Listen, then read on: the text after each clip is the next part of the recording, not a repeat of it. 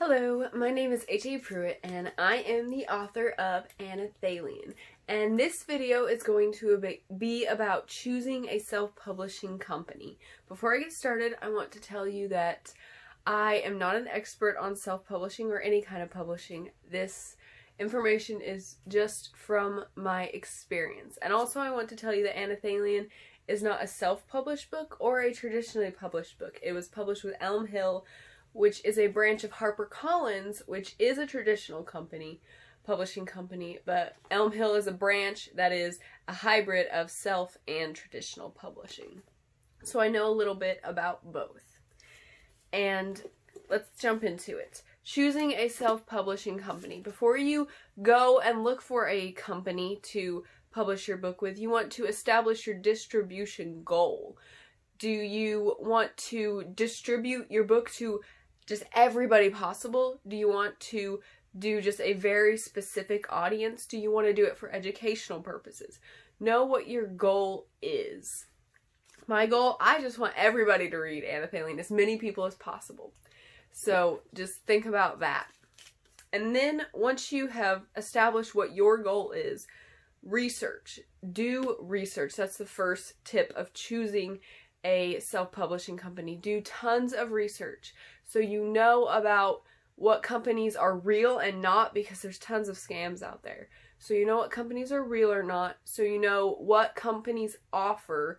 Look through the company's websites, look through reviews of what people say about them, look through unbiased articles about just self-publishing. A good article I found was called 12 Best Self-Publishing Companies, Detailed Publishing Companies Guide by Scott Allen on SelfPublishing.com.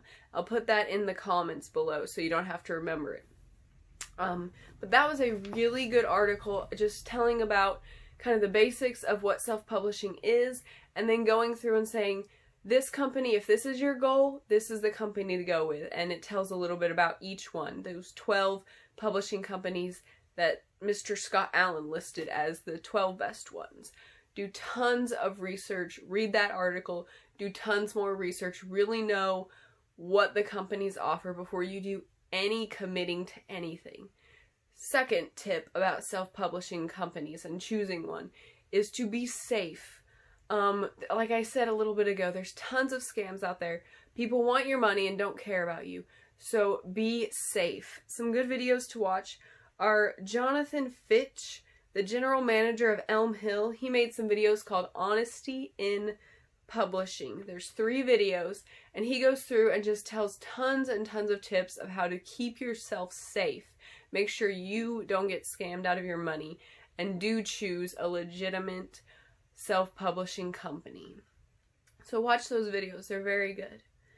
And my third tip of choosing a self-publishing company is to pray. With Anelthalien, I didn't know a thing about anything, and I just asked God what to do, and he led me straight to Elm Hill, and that's how I chose Elm Hill, and it turned out very good. So pray about what company to choose, and God will help you. And now I have some cautions about self-publishing. Before you decide and commit to a company and just go into self-publishing, know these things, that a lot of them say they're free, and it's free to upload your book and work on your book and let this company put it on their platform. But it's not necessarily free in the sense of, that usually means print on demand. And the print on demand, whenever they print someone will order a book and then they'll print a book, so the person might have to wait. That's another downside. But when they print the book, that company takes a part of the revenue and you get a part of it. That's your royalty. And so know what your royalty is, if it is a good royalty or not. Look at the percentages. It says like 40% or 70% is your royalty, and the company will get the other part. So you're still paying the company, but it's through your paycheck. That's what free means. And also, when it says free to upload your book on their website, it doesn't mean it's going to be free to publish and sell your book. There's lots of expenses that come up that you just might not even think about. Some you would. You might have to hire an editor, an illustrator. You probably want to make a website, and that costs money. There's tons of expenses that come along with publishing and marketing a book. And so you want to think through all those things that go into publishing and know that if you do self-publishing, don't just do it because, hey, it's free. It's gonna cost you a lot of money. With Elm Hill, they gave us, you pay to have their services, but they publish your book. They don't, they do a check through to make sure it's nice and doesn't have anything bad in it. But you pay and they publish your book without any questions besides the check.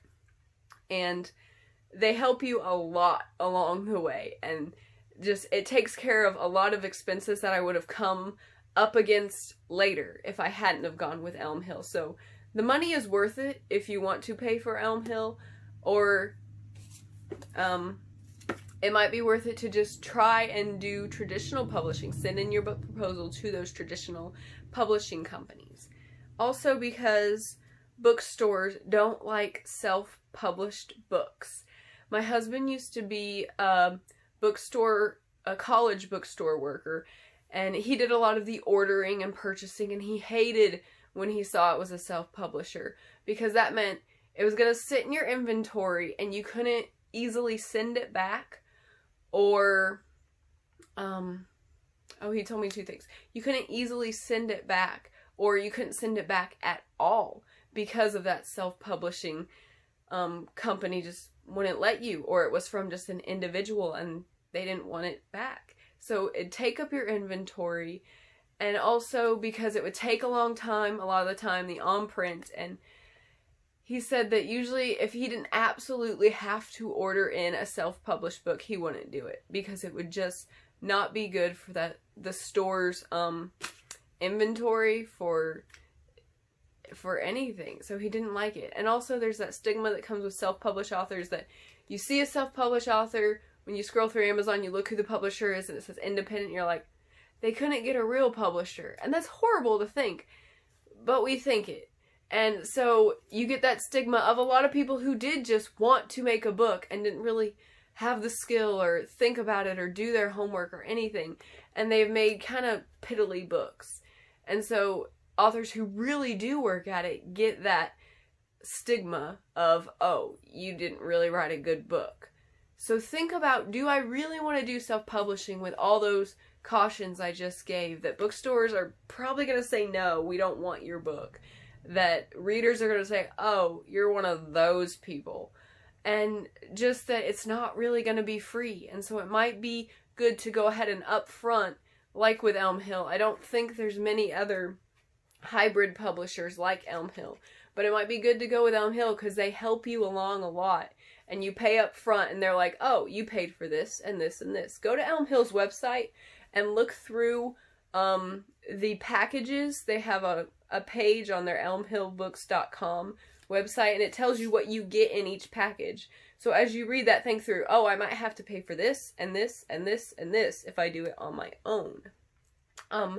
So those are my tips about choosing a self-publishing company, or deciding maybe I want to go the Elm Hill half and half route or traditional publishing.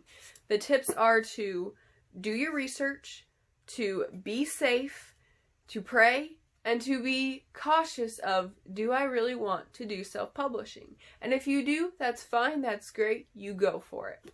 So I will tell you more next time about self-publishing. Bye! Hi, if you want to know more about Anelthalien, please follow me on Instagram, check out my Facebook page, please subscribe to my YouTube channel, or visit my website at HAPruitt.com. Thanks for watching!